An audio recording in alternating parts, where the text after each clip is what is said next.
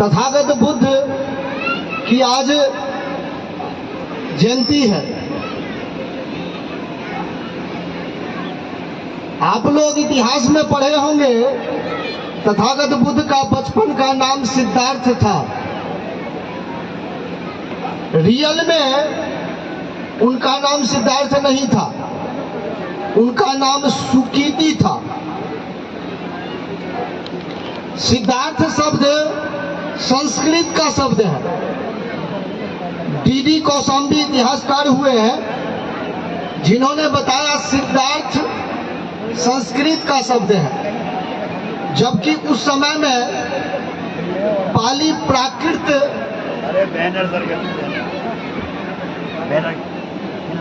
का प्रचलन था। और यह सुकीति पिपरहवा अभिलेख उस पर लिखा हुआ है, इसलिए उनका नाम सुकीति है, सिद्धार्थ नहीं। दुनिया में बुद्ध ऐसे व्यक्ति हैं जिनके विचार को सिद्धांत कहा जाता है। सिद्धांत, तथागत बुद्ध का सिद्धांत, और सिद्धांत को अंग्रेजी में थ्योरी बोलते हैं। और यह थ्योरी तथागत बुद्ध का थेर से थ्योरी बना है, यानी पूरे दुनिया को अंग्रेजी में जो थ्योरी शब्द है वह तथागत बुद्ध के विचारों से गया हुआ थ्योरी शब्द है। और थ्योरी से मैथमेटिक्स में थ्योरम बना है। और तथागत बुद्ध का जो विपश्यना विद्या है, बिना चीर फाड़ के थेरेपी के द्वारा इलाज किया जाता है, तो वह थेर से थ्योरी, थेरेपी, थ्योरम, और जो इलाज करता है उसको थेरेपिस्ट बोलते हैं। और जो ये विद्या चीन के एक जगह है, वहां बौद्ध भिक्षु इसका प्रचार करते थे। चाइना में जो मार्शल आर्ट है वह बोधि धर्मा, जो बौद्ध भिक्षु थे, वो मार्शल आर्ट की विद्या चाइना में पहुंचाया था। और यह मार्शल आर्ट जूडो कराटे के रूप में पूरे दुनिया में प्रचलन हो रहा है। दुनिया के बड़े बड़े थिंकर ने कहा, किसी को कहा तुम अल्लाह के शरण में जाओ, किसी ने कहा तुम भगवान के शरण में जाओ, लेकिन बुद्ध ने कहा किसी के शरण में जाने की जरूरत नहीं है। अत्त दीपो भव, यानी अपना दीपक स्वयं बनो, किसी के शरण में जाने की जरूरत नहीं। बुद्ध मार्गदाता थे, ईश्वर नहीं। इसलिए बुद्ध के सिद्धांत से अत्त दीपो भव, यानी अपना दीपक स्वयं बनो। और रियल में जब देखेंगे तो पूरे दुनिया में हर एक व्यक्ति फाइनल निर्णय जो है ना स्वयं लेता है, यानी बुद्ध के ही विचार को मानता है। बुद्ध ने पूरे दुनिया को क्या दिया यह हम भूल चुके हैं, लेकिन दुनिया को पता है कि बुद्ध ने हमको क्या दिया। 1, 2, 3 ये जो अंक है, यह अंक इंडिया से अरब गया। तो जब अरब के डिक्शनरी में देखेंगे तो उसमें लिखा हुआ है हिंद सा, और अरब से ब्रिटेन गया और ब्रिटेन के डिक्शनरी में लिखा हुआ है अरेबिक। यानी इंडिया से अरब गया और अरब से ब्रिटेन गया। और हम लोगों को ये पता नहीं है कि ये 1, 2, 3 भारत की देन है, ब्रिटेन की देन, यूरोप की देन। रोमन अंक में जैसे 30 लिखते हैं ना, तो 3x लिखते हैं।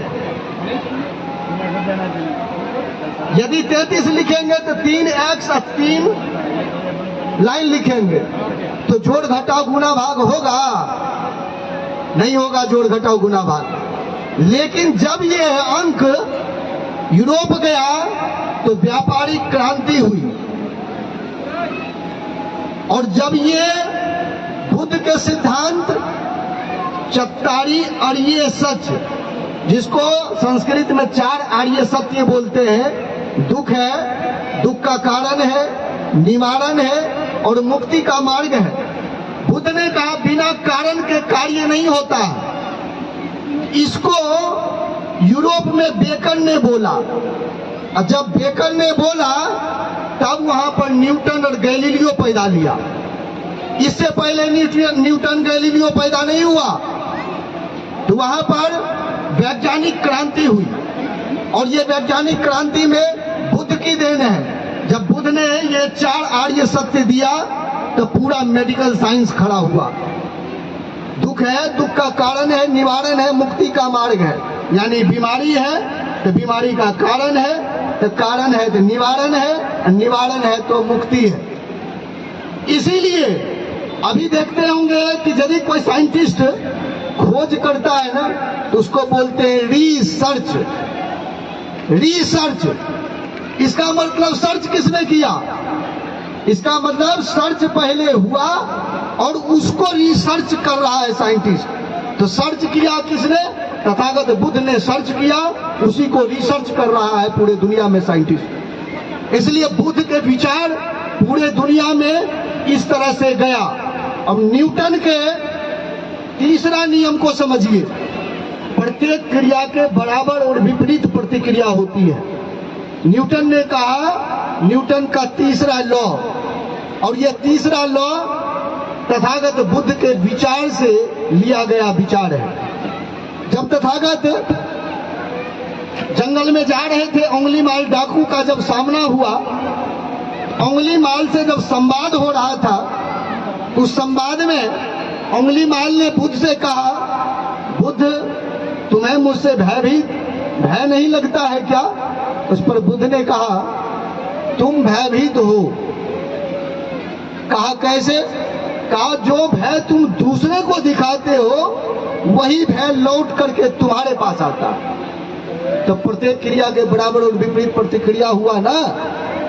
जो भय तुम दूसरे को दिखाते हो वो भय लौट करके तुम्हारे पास आता है। इसीलिए तुम ये हाथ में कटार रखे हुए हो, नहीं तो तुम्हें ये कटार रखने की क्या जरूरत थी? यदि तुम भयभीत नहीं होते ये हाथ में कटार नहीं रखते। कटार कौन लोग रखता है? या तो दूसरे को डराने के लिए, या नहीं तो स्वयं डरा हुआ है। इसलिए तुम भयभीत हो। ये न्यूटन गति के तीसरा नियम बुद्ध के ही लॉ से है। अब यहाँ पर देखिए संवेग संरक्षण का नियम, ऊर्जा के संबंध में कहा गया है ऊर्जा का रूपांतरण होता है। बुद्ध ने कहा धरती पर जितनी भी वस्तुएं हैं वो डिस्ट्रॉय नहीं होता है, उसका रूप बदल जाता है, समाप्त नहीं होता है। तो उन्होंने एक चादर का उदाहरण दिया, कहा ये जब चादर को तुम अलग अलग करते हो ये धागा में बदल जाएगा, धागा को अलग अलग करोगे तो रुई में बदल जाएगा, यदि तुम इसे जला भी देते हो तो ये राख में बदल जाएगा। यानी डिस्ट्रॉय नहीं कर सकते हो, इसके रूप बदलते चलेंगे लेकिन डिस्ट्रॉय नहीं कर सकते हो। तो क्या संवेग संरक्षण का नियम साइंटिस्ट को थोड़ा सा क्लू मिल जाता है तो उस पर वो अपना रिसर्च कर देता है। तो पूरा दुनिया जो है बुद्ध के विचारों से प्रभावित हुआ, लेकिन भारत के लोगों को यह विचार की जानकारी ही नहीं है। बुद्ध का जो विपश्यना है, पाली में इसको ध्यान बोलते हैं, संस्कृत में ध्यान बोलते हैं, और यही जब चाइना गया तो वहां चियान बोलते हैं, और चियान से चाइना का जन्म होता है। यानी भारत के अगल बगल में जितनी भी कंट्री है वह कंट्री बुद्ध के विचारों के इर्द गिर्द है। श्रीलंका का नाम सीलोन था, सीलोन, और यह वेंसान के डायरी में लिखा हुआ है श्रीलंका का पुराना नाम सिलोन, और ये 1978 में श्रीलंका नाम पड़ा है। तो सिलोन जो है, जो देश सील का पालन करता है वह देश सिलोन कहलाया, और ये भगवान बुद्ध के विचार पर श्रीलंका का नाम सिलोन पड़ा। अब यहाँ तिब्बत का जो नाम है, तिब्बत नाम चाइना ने दिया, ये डुप्लीकेट नाम है। तिब्बत का नाम बौद्ध देश है, बौद्ध। तिब्बत के लोगों से जब पूछेंगे तो कहेगा कि मेरे देश का नाम बौद्ध देश है, BOD, बौद्ध देश। तिब्बत के लोग से जब पूछेंगे तो तिब्बत के लोग बताते हैं कि हम लोग भारत के तरफ पैर करके भी नहीं सोते हैं। कितना बड़ा सम्मान भारत का करता है कि तिब्बत के लोग भारत के तरफ पैर करके नहीं सोते हैं। चाइना, कोरिया और जापान के डिक्शनरी में जब आप देखेंगे तो तीनों के डिक्शनरी में भारत का मतलब है स्वर्ग।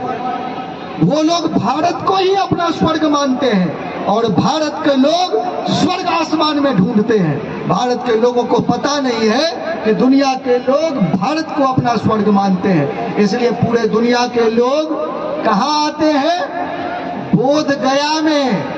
पूरे दुनिया के लोग बोध गया में आते हैं, लेकिन भारत के लोगों को ये पता नहीं है कि बोध गया कहाँ है और कहाँ जाना चाहिए। इस तरह से भारत ने पूरे दुनिया को प्रभावित किया। अब देखिए, आपका जो मुहावरा है ना, वो मुहावरा में आपका इतिहास है। जब भी आप अपना इतिहास ढूंढें, आप एक बार मुहावरा को आप देखेंगे ना, उस मुहावरा में आपको इतिहास मिलेगा।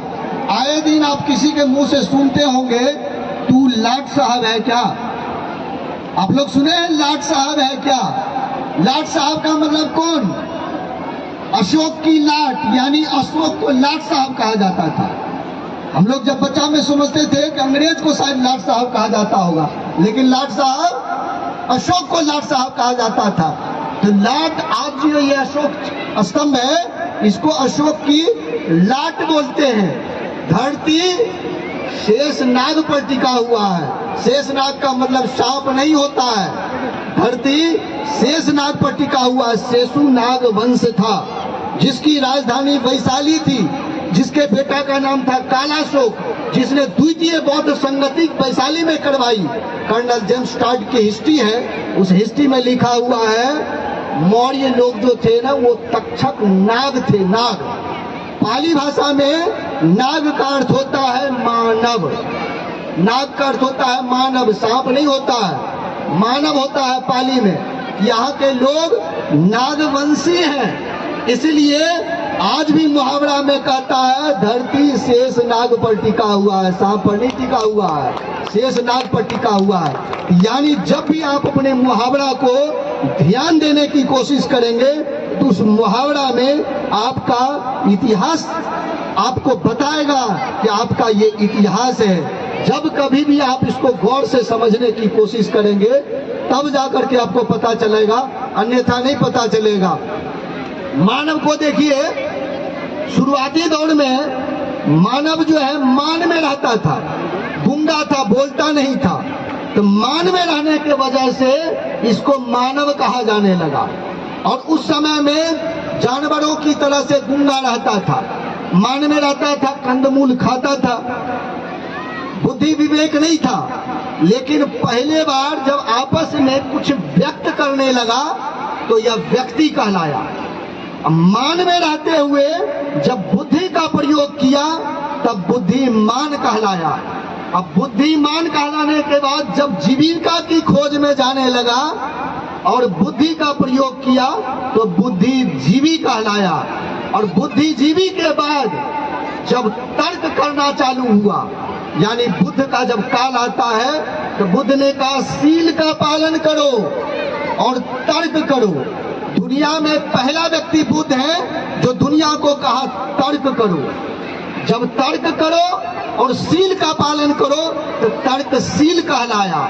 और सील वन मीन्स होता है तृष्णा, तृष्णा छोड़ो और सील का पालन करो तो सीलवान कहलाया। शील का पालन करो और विवेक का पालन करो तो विवेकशील कहलाया। संघर्ष करो लेकिन शील का पालन करो तो संघर्षशील कहलाया। दुनिया में कुछ चालाक लोग पैदा लेना चालू कर दिया, इस मानव का रूप बदल दिया और कहा इस धरती पर दो व्यक्ति पैदा लिया, आदम के संतान को आदमी कहा जाने लगा और मनु के संतान को मनुष्य कहलाने लगा। इस तरह से मानव का आइडियोलॉजिकल विचार जो है वह खतरे में पड़ गया और यहाँ से जाति धर्म में डिवाइडेशन होने लग गया और पूरे दुनिया जो है मानव से अलग अलग धर्म जाति में बदल करके टकराव की स्थिति होने लगी। आप देखेंगे एंशिएंट हिस्ट्री में आज की जो जाति व्यवस्था है ये जाति व्यवस्था नहीं थी। जब आप चंद्रगुप्त मौर्य के समय में मेगास्थनीज की इंडिका यदि आप पढ़ेंगे तो चंद्रगुप्त के समय में, अशोक के समय में समाज का डिवाइडेशन नहीं हुआ था, जाति में बदलाव नहीं था। एंशिएंट हिस्ट्री को आप देखें, किसी भी राजा के नाम में देखें, किसी में जाति नहीं है। प्रसेनजीत, बिंबिसार, अजातशत्रु, उदयन, अंडुद, मुंड, नागदासक, चंद्रगुप्त, बिंदुसार, अशोक, कुणाल, धर्मपाल, गोपाल, विग्रहपाल, अनंतपाल, जिसका भी कनिष्क, हर्षवर्धन, जिसका भी नाम देखेंगे कोई आधुनिक वाली जो जाति की टाइटल है ये टाइटल नहीं था और भारत को एक ऐसे व्यवस्था में झोंक दिया जो जन्म से लेकर के मृत्यु तक अनवरत लड़ता रहता है। जबकि जानते हैं जन्म के समय में और मृत्यु के समय में दोनों समय में मानव रहता है। यानी प्रकृति ने दो फंक्शन बनाए, एक जन्म और दूसरा मृत्यु। उसके बाद जो भी फंक्शन बनाए हैं वो आर्टिफिशियल फंक्शन है जो आप अपनी खुशी के लिए मनाते हैं। ये शादी है या जन्मदिन है या कोई भी चीज ये आर्टिफिशियल है, लेकिन जन्म और मृत्यु ये प्रकृति ने फंक्शन बनाए और दोनों फंक्शन जो है ना मानव का होता है। जैसे एक बच्चा जो ही जन्म लेता है ना उस समय में आप क्या कहते हैं? बच्चा। उस समय में हिंदू मुस्लिम सिख ईसाई नहीं कहते हैं, उस समय में सिर्फ बेबी बोलते हैं। अब जब मर जाता है ना तो मरने के बाद उस समय में सारे लोग डेड बॉडी बोलते हैं। अब कोई हिंदू नहीं मरा, कोई मुस्लिम सिख ईसाई नहीं मरा, डेड बॉडी। यानी जन्म के समय में मानव और मरने के बाद मानव। अब इस बीच का यात्रा देखिए, जो ही जन्म हुआ क्यों त्यों उसमें आप वैमनस्य का आरोपण करना चालू कर दिए। ये हिंदू है, ये मुस्लिम है, ये अमुक जाति का है, ये अमुक जाति है। ये अब यात्रा जो है जन्म से मृत्यु तक का यात्रा जो है आप कर रहे हैं। टोटल यात्रा आप ईर्ष्या में करते रहते हैं और आप कहते हैं कि मैं धम्म को जाना। आप धम्म को नहीं जाने, धर्म और धम्म में अंतर है। तथागत बुद्ध ने धम्म दिया, इसलिए धम्मं शरणं गच्छामि है। बौद्ध धर्म शरणं गच्छामि नहीं है, धम्मं शरणं गच्छामि। सम्राट अशोक ने धम्म को ग्रीक लैंग्वेज में यूसेबिया बताया और उसी लैंग्वेज में रिलीजन का थ्रिस्किया बताया। यूसेबिया का अर्थ होता है करुणा हो। इसलिए जब हम लोग कहते हैं ना तथागत बुद्ध की करुणा हो, तथागत बुद्ध की जय हो नहीं बोलते हैं, तथागत बुद्ध की करुणा हो। तो धम्म जो है वह करुणा है, दया है, श्रद्धा, त्याग, तप, समर्पण है, ना कि कोई ईर्ष्या है। इसलिए तथागत बुद्ध के विचार पूरे दुनिया में फैला और तथागत बुद्ध एक महान साइंटिस्ट हैं, तथागत बुद्ध एक महान विचारक हैं, फिलोसफर हैं। तथागत बुद्ध ईश्वर नहीं है। और यह धर्म जो है या एक दुनिया में तथागत बुद्ध का ही धर्म है जो नगद है और पूरे धर्म जो है वह उधार का है। यानी इस जन्म में करोगे ना तो अगले जन्म में मिलेगा। और तथागत बुद्ध का जो धम्म है वो इसी धम्म में निर्वाण की प्राप्ति आपको अपने ही समय में होगा, कोई उधार का धम्म नहीं है।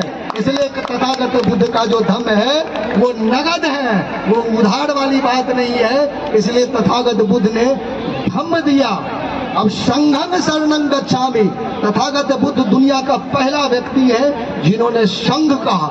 संघ, मानव को संघ बना करके रहना चाहिए। और यह संघ का कंसेप्ट 1920 में राष्ट्र संघ ने लिया और 1945 ईस्वी में संयुक्त राष्ट्र संघ ने लिया। और यह संघ पूरे दुनिया ने एक्सेप्ट किया। अकेले रहने से काम नहीं चलेगा, यानी बुद्धि के शरण जाता हूँ, धम्म के शरण जाता हूँ, सिर्फ दो से काम नहीं चलेगा, संघ की शरण में भी जाना पड़ेगा। हम लोग जब संघ बना करके रहेंगे तब बुद्ध के आइडियोलॉजी को आप पालन करते हैं, अन्यथा नहीं कर पाएंगे। दुनिया में दो तरह के पुत्र होते हैं, एक बायोलॉजिकल पुत्र और दूसरा आइडियोलॉजिकल पुत्र। बायोलॉजिकल जो पुत्र होता है ना वो 13वीं के बाद भूल जाता है, कोई याद नहीं रखता है। जो आइडियोलॉजिकल पुत्र है आपके मरने के बाद भी सदियों तक, हजारों साल तक याद रखेगा। गौतम बुद्ध के भारत के लोग बायोलॉजिकल संतान हैं, लेकिन गौतम बुद्ध के चीन, जापान, उत्तर कोरिया, दक्षिण कोरिया, सिंगापुर 50वां कंट्री है जो तथागत बुद्ध के आइडियोलॉजिकल संतान है। वो लोग इनके नाम को जिंदा रखा हुआ है। और भारत के लोग जो बायोलॉजिकल संतान है वो बुद्ध के नाम को भूल चुके हैं। इसलिए आप लोग आइडियोलॉजिकल संतान बनिए, खाली बायोलॉजिकल संतान बनने से काम नहीं चलने वाला। आइडियोलॉजिकल संतान बनिए, बुद्ध के विचारों को समाहित कीजिए अपने आप में। दुनिया को युद्ध नहीं, बुद्ध चाहिए, यही